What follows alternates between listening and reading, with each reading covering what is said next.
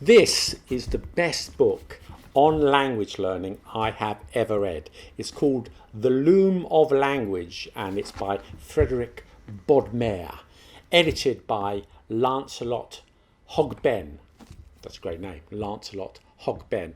Bit of a cult classic amongst linguists, and I'll explain what it says and some of the key concepts of the book and how you can apply them to your language learning. And if you're up for it, we'll see how you can learn 2, 3 or even 4 languages at the same time.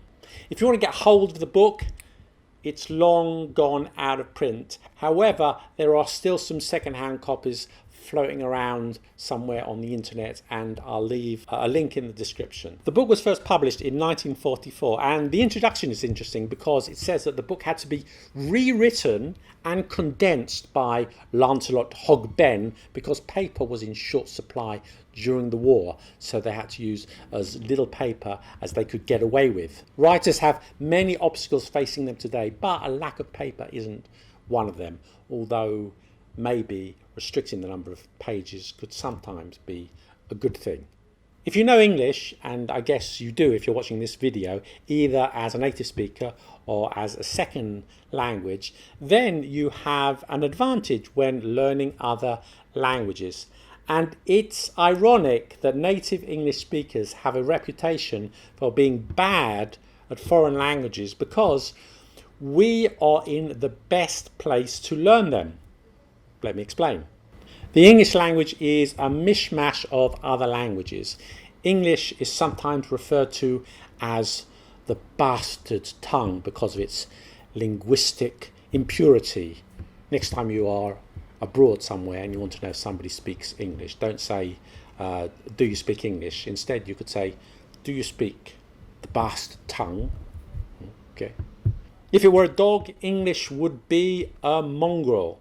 The basic words and grammar are Germanic, and this gives us a head start when learning German, Dutch and Scandinavian languages. Out of the 100 most used words in English, 99 are of Germanic origin, and the, with, of, am, is, from, but, all Germanic. What's the exception? Can you guess? Number. That's the exception. That comes from French. Look at these sentences from the Lord's Prayer written in German, Dutch, Danish, Swedish and Icelandic. When they are spoken, it's impossible to work out what they mean. In German it's Gib uns heute unser täglich Brot. In Dutch it's Geef ons vandaag ons dagelijks brood. I better stop there before I start getting angry comments from outraged viewers in Northern Europe. Seeing the sentences written in all these Germanic languages, the English becomes apparent. Did you get it? Give us this day our daily bread. According to Wikipedia, 26% of English words have Germanic roots. That's from Anglo-Saxon, Dutch and Old Norse. By the way, the book also gives statistics which are a little bit different, but I'm going with Wikipedia because it's probably more up to date. And here are the same phrases written in Romance languages. If you only speak English, it's difficult to work out their meaning. And yet, if you're looking at a page of modern English, you'll see more words from Latin and French than Germanic words.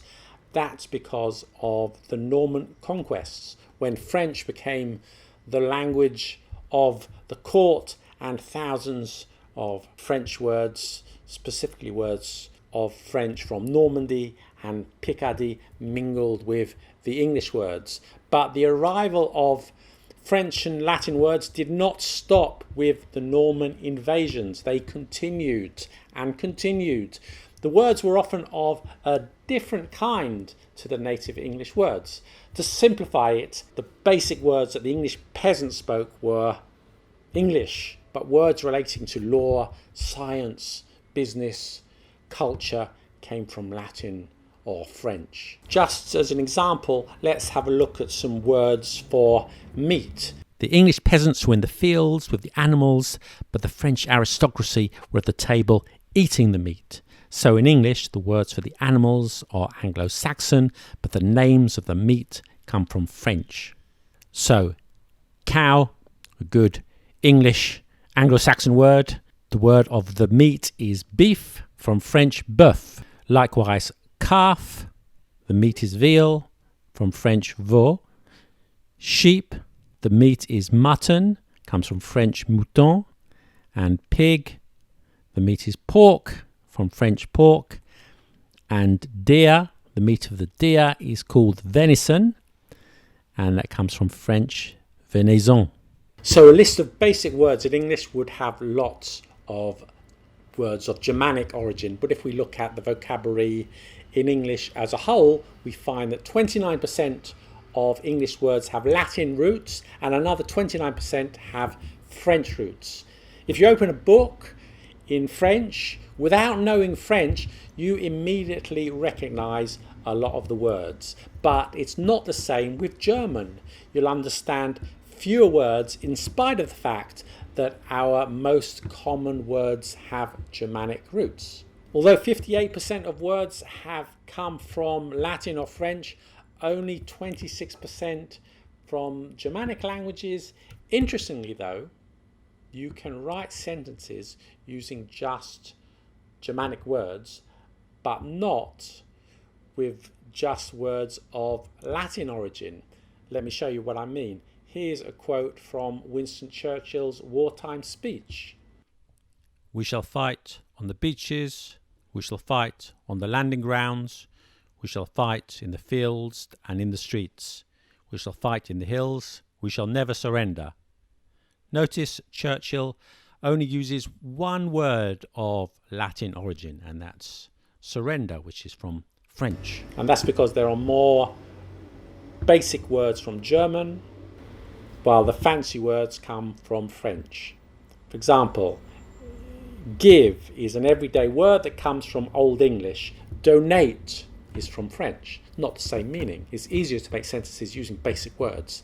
That aside, the large stock of English vocabulary with Latin roots gives us a head start when learning Romance languages, French, Spanish, Italian, Portuguese, Romanian, Catalan, etc., because we share so many words. And the other language that gives us about 6% of our words is Greek. So the English speaker enjoys the privilege of already having a foot in the door of all the Germanic and Romance languages and Greek.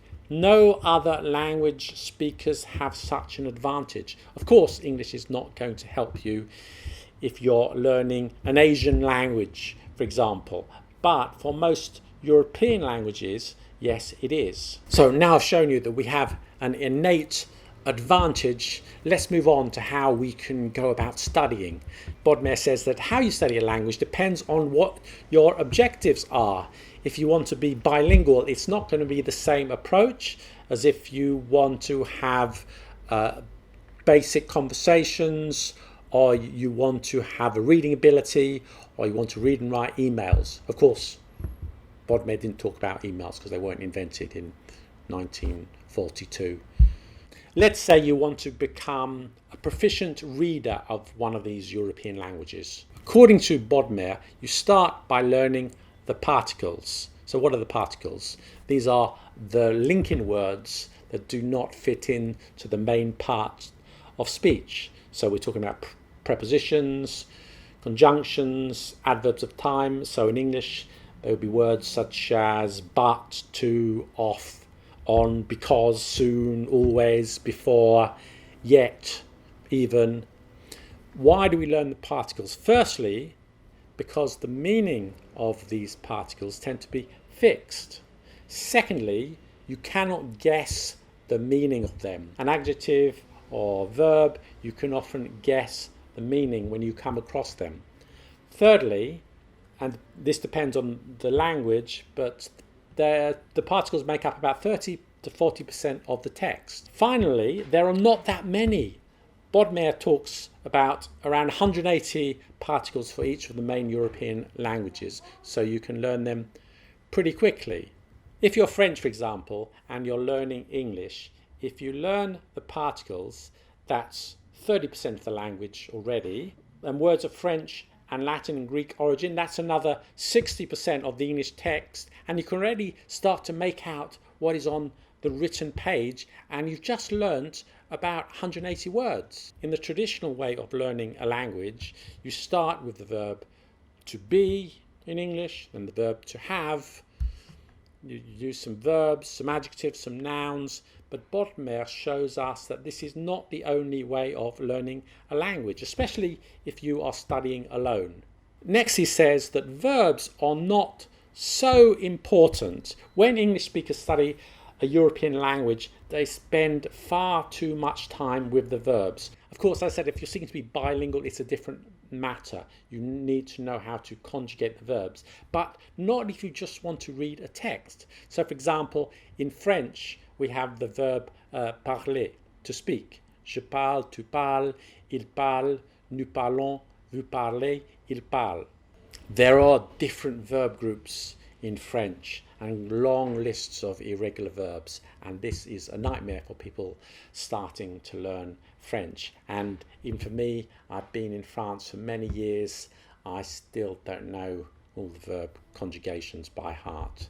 But if you're learning to read French, you don't need to learn the verb endings, because the pronoun alone tells us who is speaking. And if you're reading a lot, eventually you'll pick up the endings. Yes, you need to know if it's a present tense or a past tense or a future tense, but when starting to learn how to read, you can save yourself a lot of time by not learning all the conjugations. I want to move on to another topic, and that is how to learn 2 or more languages at the same time. And Bodmer says it's much more efficient than learning languages one by one. Okay, we assume that learning 2 languages is twice the effort as one language. And this is true if you're learning languages which are not related to each other, such as Korean and Arabic. But if you're learning related languages, then you can save yourself a lot of effort by learning 2 or even 3 or even 4 languages at the same time. And I know that anybody who studied similar languages such as Spanish and Portuguese will say that they get confused because many words are similar and there are lots of false friends. And while that is true to some extent, if you're smart, you can handle that, and the advantages far outweigh the disadvantages. Let me explain. Firstly, vocabulary. If you're learning more than one Germanic language, you could learn these words together. For example, here are the words for rabbit. German, das Kaninchen. Dutch, konijn. Swedish, kanin. And Danish, kanin. Similar, aren't they? And here's the verb to catch. I won't read them out. What about Romance languages? Let's look at beach. La plage, la playa, la praia, la spiaggia.